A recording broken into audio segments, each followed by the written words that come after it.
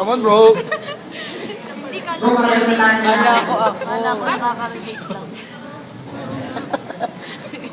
Ano gagawin? Good evening, brothers and sisters, okay? Actually, kala ko hindi ako makakapunta ngayon eh. Kasi medyo nag-injury. Nalaramdaman sa Amerika kaya. Actually, tuwa ako, I'm very grateful to talk in this stage. It's my pleasure kasi I'm talking with the happiest prisoner. Pwede ko pala makamalan natin sila. Actually, natuwa naman ako na like ako last week kasi nakwento sa akin ni Brother Elmer na mag-share ka naman. Mag-share mo naman yung buhay mo. Kaya sabi ko, wow, it's my pleasure mo na. I'm very grateful na na-excite ako. Kaso nga sa akin yung Sunday, nakapag-balance ako sa kapila eh. Kaya sabi ko pa, finally, ako sa kailangan makalakad. Actually, kanina may sakay ako. Kaya sa magic of God na talagang biniless niya ako, ay paano natotolerate ko na yung sakit. Kanina may sakay kasi ako. Kasi na aking tatangay hirap maglakad. So yun, pakilala ulit ako ay Brother Outreach, 84 years old. Sabihin na natin, guest na siya. Pero rin, I'm single nga pala. Actually, tinamaan ako sa mga tong ni Brother John. I'm single. Actually, hindi lang ako, hindi lang basta single. I'm purely single. Kaya ako nagpapakilala, I'm always single. Pati pa single. Tama yun, talaga siya. Actually, alala ko yung mga talks recently ni Brother John na yung Lord, give me more problems. Kasi, no problems, no blessings. Diba? Iwala ko kayo doon. Actually, 5 years ago, naalala ko, maraming problema dumating sa buhay ko.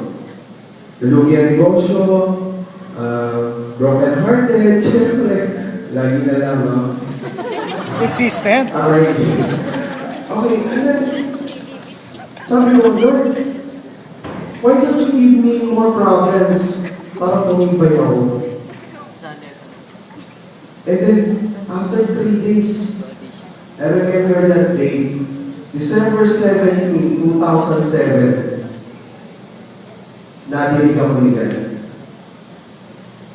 Binigyan niya sa akin yung pinakamatinding problema. I had an accident, motorcycle accident. Meron isang laseng na nagdadrive na SUV, binangga ako, nakamotor ako. So, na-resulta, putulan ako ng isang paa. Yun nga, kaya medyo masakit. Hindi nga lang halata eh. Tawa ko sabi ng nanay ko eh, anak, okay lang yan. Wapo ka naman eh. Yes! Come on! Sino ang nanay dito? Basta ka ba? Nanay! Diba? Nanay, talagang mga nanay, makasinungaling. Sabi ni nung nanay ko yun, gwapo ako. Sabi na lang, anak, Alam mo, dito to. Ako si Derek. Wait. Okay. So, Derek, naman, sino to? Siyempre, Derek, sige, hindi na masasalamin. Sige, hindi na masasalamin. Oo nga. Grabe, kamukha ko nga si Derek. Yung nga lang, Derek Bobot Ortiz. Okay, sakit mo. Kala ko Derek Ramsey. Okay, so yun. Ang piso. Iwan naman ako, may paano, naka-recover ako. Naka-recover ako pa yan. With the help of my mom, syempre si Lord, pinatibay niya ako. Kasi mama ko, syempre, sino yung mga una nasasaktan? Kapag kapag nakikita yung anak hinihirapan sa loob, syempre, magulang. Pero yun nga, tinatibay ka na rin sa sarili ko. Lalo bang sabi ko, kasi mas masakit na lang. Ay, gulot ako ba? Shocking! Come on, bro!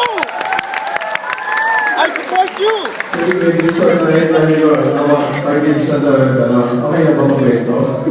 Okay? Kwento Mendaga! Pinag-aaman na rin lang na ako. Kasi sabi ng mami ko, anak, putulong yung mami ko. Sabi ko, okay lang yan na, may artificial leg naman. Pero di minsan yun sa akin sa akin. Mahirap. Di ba? So, yun, it's okay. Natanggap ko siya. And then, marami akong nakausap, pare, kaibigan. Sabi nila, okay lang yan, bro. Di ba? So, ngayon, na-realize ko, this is a God's blessing. Yung nangyayari sa akin, hindi pa rin ito parusa. Kasi nung una, iniisip ko parusa eh. Kasi I've been a bad person in my recent life. Very bad person. Marami akong ginawang kalokohan. Okay? So sabi ko, na-realize ko, hindi pala ito parusa. Blessing. Lahat po ba tayo, may kindliness sa sarili natin? Diba, nangangarap tayo, gusto ko mag-meron. Gusto ko magkaroon ng malaking bahay. Gusto ko maraming pera, di ba? O madali ng bagay. Nadali natin yung hingin. Gusto nyo makuha lahat yun? Bigyan mo lang ito. Gusto nyo makuha? Gusto nyo ma-bless? Yes! Actually, ito nasa libro dito ni Brother Boy. How to be a blessing magnet. Actually, dati kasi ako rin yung humihilig. Marami akong humihilig. Material na bagay, lahat. Okay? Pero hindi pa ko hihiling ko. Once in my life, hindi pa ko hihiling ko. Kaya ako nabibless ngayon. Actually, I'm blessed. Okay? Kasi ganun dyan, hihiling mo kay God. God, make me a blessing to other people. And you will be blessed.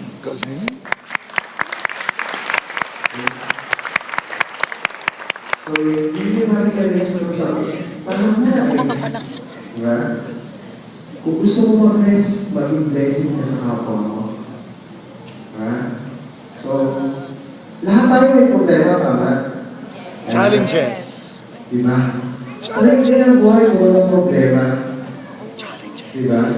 Challenges sa buhay. Actually, don't consider kasi para sa akin, pag tinawag mo problema, negative. Pero pag sinabi mo challenges, positive. Correct. Diba? So, yung challenges sa buhay, marami. Pero don't worry, challenges na yan kasi hindi naman bibigyan ka dyan kung hindi mo kaya. Diba? Kumapit ka lang. Kasi yung challenges na yan ang nagpapaganda ng kwento ng buhay mo. Yes. Kasi at the end of the time, patamay ka ni God, pag-performing ka sa sarili yung stage, anong kwento ng buhay mo? So, hindi ka mo matatagal. Maraming salamat po and God bless you.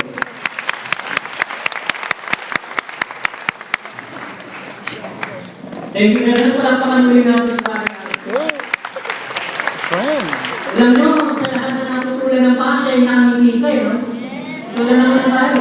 Dahil minsan kasi, ingron lang na mamata, parang katapusan na ng mundo.